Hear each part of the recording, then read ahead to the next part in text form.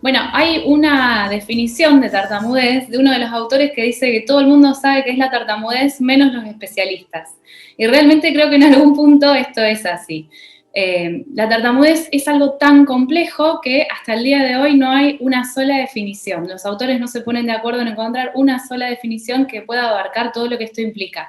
Así que vamos a tratar de explicarlo desde distintos puntos de vista, distintos autores. Si tengo que pensar en una definición técnica, podemos decir que la tartamudez es una alteración en la fluidez del habla, donde el lenguaje se encuentra entrecortado e interrumpido, la persona sabe exactamente qué es lo que quiere decir, pero cuando lo está diciendo sale con repeticiones o sale con prolongaciones, como alargando el sonido, o también con bloqueo, con mucho esfuerzo, cuando la palabra queda como atascada y no sale, ¿sí? Cuando lo pensamos desde el punto de vista de la persona que se traba al hablar, la sensación es de pérdida de control, ¿sí? No saben ni cuánto va a durar, ni tampoco cuánta fuerza va a ser para poder decir esa palabra. Y esto creo que es muy importante tenerlo en cuenta porque no nos podemos quedar solamente como, una palabra que queda interrumpida o que no sale, sino también con todas las sensaciones que produce el hecho de no poder comunicar. ¿Sí? Entonces, más allá de ser una de las funciones que tiene el habla, que es la fluidez, que se encuentra alterada, también tenemos que pensar en que esto afecta a la comunicación de la persona. El hecho de no poder decir muchas cosas que quiere decir.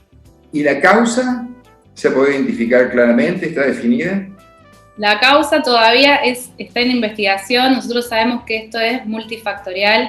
Hay un factor genético que es muy importante, ¿sí? Entre el 75 y 80% de las personas que tartamudean tienen un familiar que también lo hace, pero estos genes tienen que interactuar con el medio ambiente para poder manifestarse y de esa manera es cuando la persona empieza a tartamudear, ¿sí? ¿A partir de qué edad, si es que está definido, puede identificarse que la persona tiene tartamudez? Mira, lo más frecuente es que aparezca entre los 2 años y medio y los 3 años porque coincide con el desarrollo del lenguaje, ¿sí? Cuando el niño ya empieza a usar más palabras dentro de las frases es cuando la tartamudez aparece habitualmente. Pero en realidad la tartamudez puede aparecer, está escrito en la bibliografía hasta los 11 años de edad. O sea que cualquier persona también puede empezar a tartamudear a los 6 años, 7, 8, sí que es lo menos frecuente, pero no significa que no pueda pasar. Y siendo tan chiquitos, ¿cómo te das cuenta? ¿Cómo lo identificas? Lo más importante, creo que lo que más uno puede identificar es el esfuerzo, la incomodidad para hablar. Porque aunque sean tan chiquititos, habitualmente los niños que empiezan a tartamudear tan temprano ya tienen mucho lenguaje. Entonces hablan y se les entiende perfectamente, incluso lo entienden aunque no sean los padres o personas que convivan en el entorno del niño. Pero el esfuerzo, la incomodidad es sumamente notorio, es innegable. Además, el niño tiene manifestaciones donde va diciendo que no le sale, que no puede hablar, o se tapa la boca o mira para otro lado, porque se va dando cuenta que hay incomodidad en el momento de comunicar. Volviendo al tema de la causa, ¿nunca el origen es, un shock nervioso, alguna situación vivida, algo por el estilo? Mira, cuando nosotros hablamos de tartamudez del desarrollo, ¿sí? Siempre, en todos los casos, no tiene nunca ninguna cuestión emocional que cause el empezar a tartamudear. Sí puede pasar que una persona, después de alguna situación traumática, ¿sí? O incluso hay distintos tipos de tartamudez, pero que no serían ya la tartamudez del desarrollo, que, por ejemplo, después de un accidente hayas tenido un traumatismo de cráneo, entonces puedas empezar a tartamudear, pero eso es una tartamudez neurológica, ¿sí? Que se identifica perfectamente porque es a partir del momento del accidente. Lo mismo puede pasar con alguna cuestión más psiquiátrica.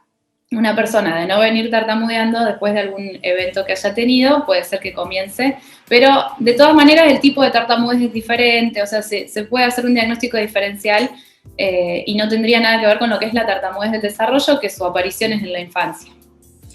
Más allá de que, lógicamente, mientras antes se trate es mejor. Si una persona adulta comienza un tratamiento, ¿logra resultados? Sí, por suerte hay tratamientos para todas las edades. Los tratamientos apuntan especialmente en mejorar la comunicación de esa persona. Entonces, no importa la edad que la persona tenga, siempre hay terapias que se pueden hacer y se va a trabajar en base a los objetivos que tenga la persona y en tratar de que logre una comunicación que sea mucho más eficaz y eficiente. ¿Por qué no tartamudean las personas al cantar? Bien, es una pregunta que creo que, bueno, a partir de la situación del participante de la voz, surgió para todos como una incógnita, porque lo que hay que diferenciar acá es qué significa cantar y qué significa hablar, porque en realidad se usan las mismas partes del cuerpo tanto para una como para la otra. La tartamudez ocurre principalmente en lenguaje espontáneo, cuando nosotros queremos venir a contar algo, y es ahí cuando la persona se traba. El canto, en realidad, la persona va siguiendo una melodía, ¿sí? Y además lo que va diciendo es algo que ya sabe de memoria. Entonces, por eso tiene casi ninguna posibilidad de trabarse mientras canta. Te cuento que me ha tocado escuchar niños pequeños, muy pequeños, que mientras cantaban sí se trababan, y coincidía con que no se sabían la letra de las canciones, ¿sí? Así que ahí está también una de las explicaciones que se puede ver también en la clínica. Es decir, la improvisación sería la que no ayudaría en esta cuestión. Claro, si no sabemos lo que vamos a decir, es mucho más probable que nos trabemos que cuando ya lo sabemos de memoria. Bueno, nos hemos introduciendo de a poco en el caso de Francisco. Más allá de tartamudez, también él dejó ver el bullying que ha sufrido especialmente cuando era chico. De acuerdo a tu experiencia, por los casos tratados, ¿este tema del bullying, la discriminación en las personas con tartamudez es común? Sí, absolutamente. Hay mucho estigma con las personas que tartamudean. Realmente de tartamudez se conoce muy poco, ¿sí? Y hay muchos mitos que todavía siguen muy arraigados, y eso genera que las situaciones comunicativas para la persona que tartamudea sean todavía mucho más difíciles, ¿sí? ¿Por qué? Porque si van a una entrevista de trabajo, se sienten presionados por no tener que trabarse, porque ellos sienten que si se traban están dando una mala imagen. Y esto tiene que ver con que la persona que los está entrevistando posiblemente desconozca con qué tiene que ver la tartamudez, ¿sí? Entonces va a pensar que a lo mejor se sienten inseguros, que no están capacitados para el trabajo y que por eso es que se están trabando. Y eso no tiene nada que ver, nada que ver. Están nerviosos. Exactamente, o que ocurre por nervios o por ansiedad, ¿sí? Y eso no tiene nada que ver. Imagínate cuando uno va creciendo, ¿sí? Con esto desde muy chiquitito, donde va sintiendo que el mensaje es que o no hay que trabarse, o que si se traba es porque está hablando mal, que tiene que hacerlo de otra manera, cuando en realidad esto es algo totalmente involuntario, y que se trabe no tiene que ver con lo que la persona quiere comunicar, ¿sí? Entonces, realmente es muy importante poder educar a toda la sociedad, más allá de que se dediquen a lo que se dediquen, porque cualquiera puede cruzarse con una persona que se traba, ¿sí? Y es muy importante saber de qué se trata esto para no estigmatizar a quien lo hace. Y esta cuestión, imagino, lógicamente, ¿los afecta más? Y sí, depende en el ámbito en el que se desarrollen, influye muchísimo porque con lo que ellos van creciendo es con lo que se van condicionando, ¿sí? Entonces, de acuerdo a la experiencia que hayan vivido o que vayan teniendo, es también cómo se van a ir desarrollando. Si yo vivo en un ámbito en el cual todo el tiempo, de alguna u otra manera, me están corrigiendo porque me estoy trabando, entonces va a llegar un momento que voy a preferir no hablar, porque la verdad es que a mí me sale hablar así, no me sale hacerlo de otra manera. Entonces, bueno, me quedo callado y ahí ya está, no recibo ningún comentario por cómo lo estoy diciendo, ¿sí?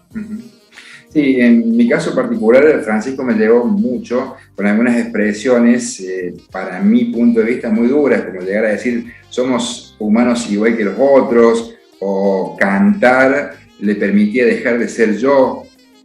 Realmente impactaba y lo hacía a uno poner en situación de lo que ha sufrido o lo que sufre, ¿no? Sí. Bueno, cuando él da su primer aparición en el programa de La Voz, lo que a mí me quedó también grabado, que él dijo, yo sufro de tartamudez. En realidad nosotros por ahí con lo que apuntamos con los tratamientos y con el conocimiento de esta dificultad es que esto pase a ser una condición que tiene la persona, ¿sí? Y no un padecimiento o un sufrimiento, ¿sí? Que la persona pueda comunicarse libremente y no que tenga que estar escondiéndose porque piensa que puede trabarse o tiene miedo de hablar porque puede llegar a trabarse. La verdad es que es muy distinto cómo nosotros podemos convivir saludablemente aunque tartamudeemos o vivir sufriendo por tartamudear, ¿sí? Es así, efectivamente. A raíz de la trascendencia que logró Francisco, ¿aumentaron las consultas por tartamudez? Mirá, coincide también el año pasado con la pandemia. En realidad no es que hay más personas que tartamudean, pero sí hay más consultas. Y lo que tiene de bueno todo esto de Francisco es que se puede empezar a hablar del tema y se puede empezar a dar a conocer. ¿Sí? Que también es un tema que durante muchos años fue tabú, como algo que se tenía que esconder, de lo que no se tenía que hablar, y hoy por hoy es algo de lo cual cualquier persona que se traba puede también presentarse como una persona que tartamudea y no sentir vergüenza por eso, porque en realidad las personas que se traban están descubriendo que no están haciendo nada mal, que es una manera de hablar. La familia y las amistades son fundamentales, ¿no?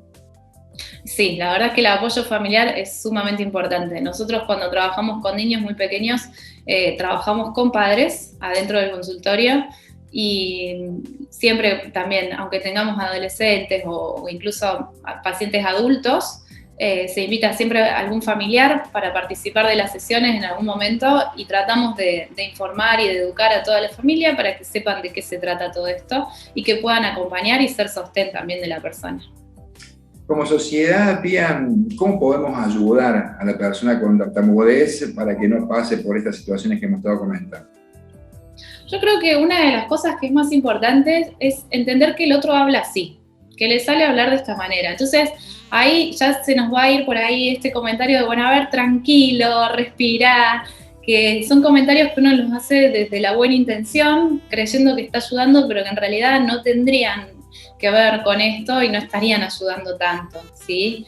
Si yo entiendo que el otro habla así, lo puedo esperar, le doy su tiempo para hablar y sobre todo voy como perdiendo la incomodidad que se va sintiendo por ahí cuando escucho que el otro se traba, porque en realidad si la persona que se está trabando se siente con que el otro lo está escuchando y que no lo va a interrumpir o no lo va a completar la frase, va a poder hablar mucho más cómodo, ¿sí? Entonces la situación comunicativa va a fluir mucho más.